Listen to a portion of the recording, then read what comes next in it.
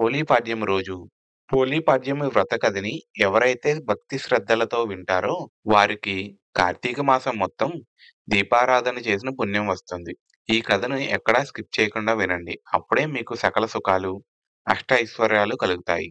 కథలోకి వెళ్లే ముందు నాదొక చిన్న రిక్వెస్ట్. ఈ వీడియో ఫుల్‌గా చూసిన వాళ్ళందరూ ప్లీజ్ లైక్ చేయండి, షేర్ చేయండి, అలాగే సబ్స్క్రైబ్ చేసుకోండి. మహిళలందరూ కార్తీక మాసం చివరి రోజు అంటే కార్తీక అమావాస్య తర్వాత రోజు మార్గశిర పాడ్యమి రోజు తెల్లవారుజామున నిద్రలేచి అందుబాటులో ఉన్న నదిలో లేదా కాలువలో, చెరువు, దిగుడుబావి వంటి వాటిలో అరటి దొప్పల్లో దీపాలు వదులుతారు. అలా అతివులంతా ముచ్చటగా అరటి దొప్పల్లో నీటి అలలపై వదిలిన ఈ దీపపు కాంతులే వారి జీవితంలో అలుముకున్న చీకట్లు పారదోలి కాంతిమయం చేస్తాయని, అంత్యంలో స్వర్గానికి చేర్చే వెలుగు తీరంగా మారతాయని నమ్మకం. అరటి దొప్పల్లో పెట్టిన దీపాలు నీటి కెరటాల తాకిడికి నెమ్మదిగా కదులుతుంటే ఆ సుందర దృశ్యాన్ని చూసేందుకు 1000 కన్నులు సరిపోవంటే అతిశయోక్తి కాదు. ఈ సుందరమైన అపూర్వ అద్భుత సోయగాన్ని చూసేందుకు దేవతలు దివి నుంచి భూమికి దిగివస్తారని, ఈ దివ్వెల్ని చూసి ఆకాశంలో నక్షత్రాలే వెలవెలబోతాయంటే అతిశయోక్తి కాదు.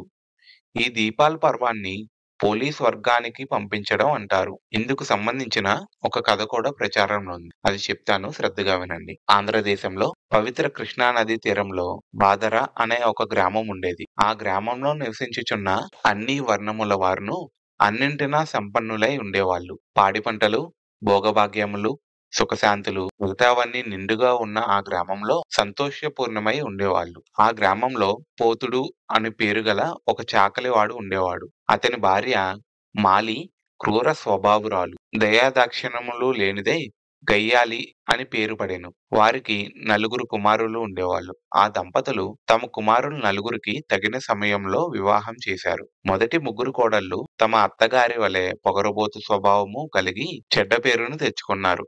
అత్తగారితో సమానముగా గయ్యాళితనము, చెడు స్వభావము కలిగి ఉండేవాళ్ళు. 4వ కోడలు పోలి మృదు స్వభావురాలు, భర్త యందు ఆసక్తి కలిగి ఉండేది. ఊరివారి బట్టలు మాలిన్యము పోగొట్టి స్వచ్ఛతను కలిగించి పోతుడు మాత్రము తన కుటుంబ సభ్యులు దుష్ట స్వభావంచే ఏర్పడిన తన కుటుంబంలోని మాలిన్యమును పోగొట్టలేని స్థితిలో ఉండేవాడు. దీనికి తోడు వాని నిర్ధనత్వము కూడా వానిని బాధించేది. చిన్న కోడలైన పోలిని తన భార్య అలాగే 3 కోడళ్ళు ఎప్పుడూ ఏదో ఒక మాటలంటూ ఉండేవాళ్ళు. అది గమనించిన తన మామగారైన పోతుడు నిస్సహాయుడే ఉండేవాడు. అత్తయ్యకు మాలి మిగిలిన తోడికోడళ్ళు ఇంటి పనులన్నీ పోలిపై వదిలేవాళ్ళు. ఇంటి పనులు మొత్తాన్ని మారు మాట్లాడకుండా తల వంచి చేస్తున్న ఆమెపై జాలి అనేదే లేక ఆమెపై చాడీలు చెప్పి ఆమె భర్తచే పోలిని కొట్టించి తిట్టించి సంతోషపడేవాళ్ళు. ఈ విధంగా తనను అత్త అలాగే తోడికోడళ్ళు అనేక విధాలుగా బాధించేవాళ్ళు. భర్తకి చాడీలు చెప్పి కొట్టించేవాళ్ళు. పోలి తన శాంత స్వభావమును, దైవభక్తిని, ధర్మ కార్యశక్తిని విడువక కాలం గడుపుతూ ఉండేది. ఇలా ఉండగానే కార్తీక మాసం వచ్చేసింది. గ్రామంలో వారందరూ కార్తీక మాస స్నానములు చేయుటకై కృష్ణా నదికి వెళ్లారు. నదీ స్నానం చేసి తీరంలో దీపాలను వెలిగించి పూజలు చేస్తూ ఉండేవాళ్ళు.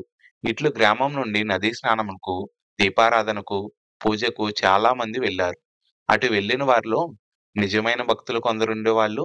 అలాగే మరికొందరేమో మేము వారికి వలె పూజ అలాగే మొదలైన వాన్ని చేసి పుణ్యాన్ని సంపాదింపవలె అని తలిచి నదీ స్నానము మొదలైన వాన్ని చేస్తూ ఉండేవాళ్ళు.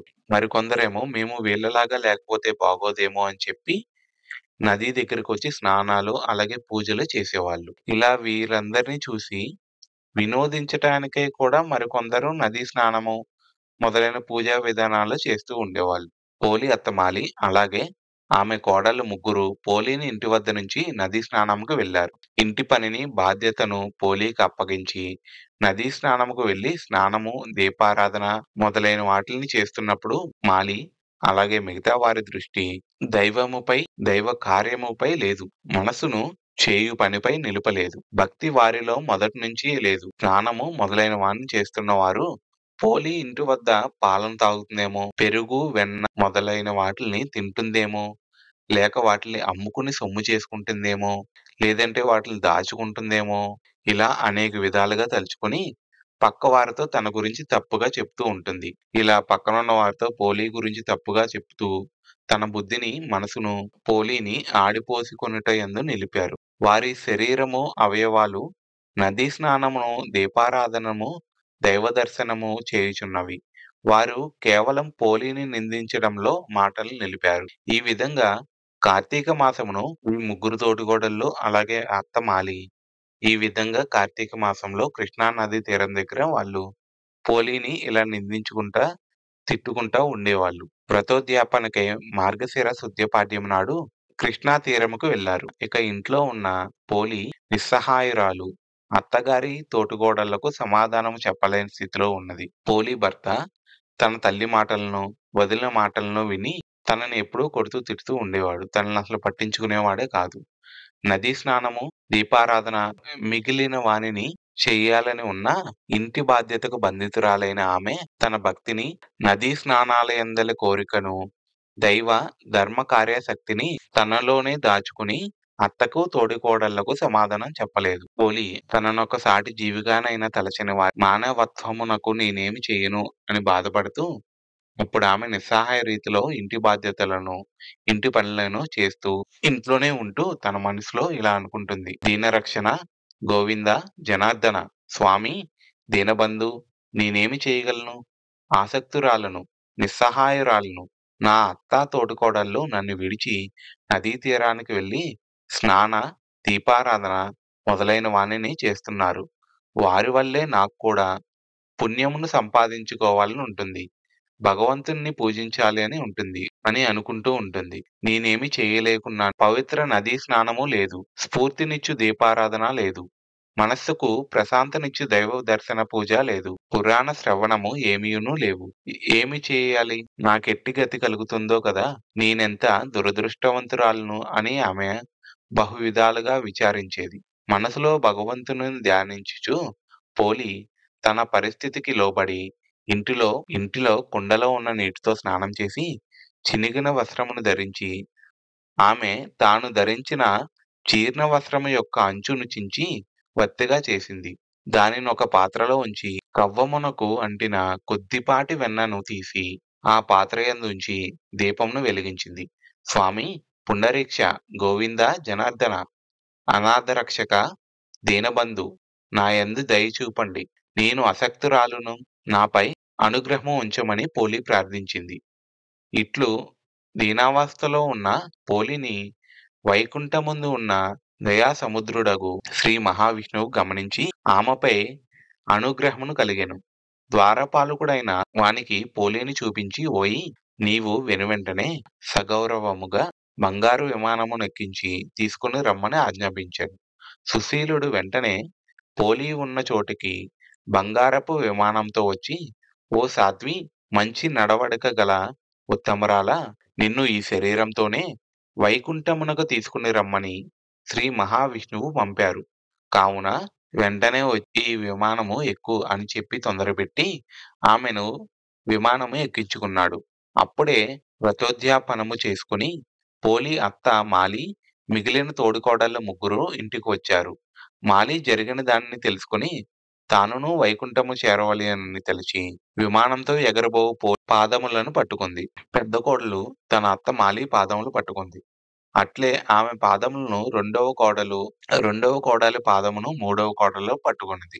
ఈ విధంగా వైకుంఠమునకు విమానములో పోవుచున్న పోలి పాదమును పట్టుకుని అత్త మాలి, ఆమె పాదములను పట్టుకుని పెద్ద కోడలు, ఆమె పాదములు రెండవ కోడలు, ఆమె పాదములను పట్టుకుని వేలాడుతూ మూడవ కోడలు ఇదంతా చూస్తున్న విచిత్ర దృశ్యమును కల్పించారు. వైకుంఠ విమానమును నడిపించు సుశీలుడు వీరిని చూసి వారు పోలిని పెట్టిన బాధలను గుర్తు తెచ్చుకుని శ్రీ మహావిష్ణువు మాటలను, పోలిపై ఆయనకు కలిగిన దయను గమనించారు. మీరు మంచివారు కారు. పోలిని చూసి అసూయపడి ఆమెను బహువిధాలుగా బాధించారు. మీరు దుష్టులు. మీరు నదీ స్నానము, దీపారాధన, దైవ దర్శనము, పూజ, పురాణ శ్రవణమును మొదలైన వాటిలో పాల్గొన్న మనసులో పోలిని దూషించుచు పాలు, పెరుగు, నెయ్యి మొదలైన విషయాలను తలుచుకుని పోలిపై అసూయపడ్డారు. కావున మీరు దుష్టులు. మీరు వైకుంఠమునకు రాదగిన వారు కారు. కుంభీపాకము మొదలగు నరకములే మీకు తగినవి. మీరు అక్కడికే వెళ్ళండి అని సుశీలుడు పలుకుతూ చేతిలో ఉన్న కత్తితో మాలి చేతులను నరికేశాడు. అప్పుడు మాలి ఆమె కోడలు ముగ్గురు కింద పడ్డారు. సుశీలుడు మిక్కలి ప్రేమాదరణలతో మహావైభవముగా పోలిని వైకుంఠానికి తీసుకువెళ్ళాడు. ఈ విధంగా పోలి శ్రీ మహావిష్ణువు దయకు పాత్రురాలైంది. ఈ కథ ద్వారా అందరూ తెలుసుకోవాల్సిందేంటంటే, భగవంతుని యందు నిర్మలమైన భక్తి ఉండాలి. ఆ భక్తిలో తన్మయత్వం ఉండాలి. పూజలోని ఆడంబరములు గాని, పూజ చేయు వారి ఆడంబరము గాని భగవంతుని మొగమాట పెట్టవు. ఇతరులను చూసి అసూయపడటం, వారిని బాధించుట భక్తులైన వారికి ఉండరాదు. భగవంతునికి కేవలము పరిశుద్ధమైన భక్తి మాత్రమే నిరాడంబరమైనను భగవంతునకు కలిగించును. దిక్కులేని వారికి దేవుడే దిక్కు కావున మనలో ప్రతి ఒక్కరును అసూయ ద్వేషాలను విడిచి నిర్మలమైన భక్తితో ఉన్నంతలో యథాశక్తిగా భగవంతుని చేరుటకు పోలి వలె యత్నింపవలెను. మాలి మిగతా వారు సంసారంలోని మాయకు గుర్తులు కాగా, పోలి నిర్మల నిశ్చల భక్తికి ప్రతీక. అట్టి భక్తికి కులము, సంపన్నత మొదలైనవి ఏమీ లేవు. అందుకనే మిగతా వారు కూడా ఇలా ఉండటమే మంచిది.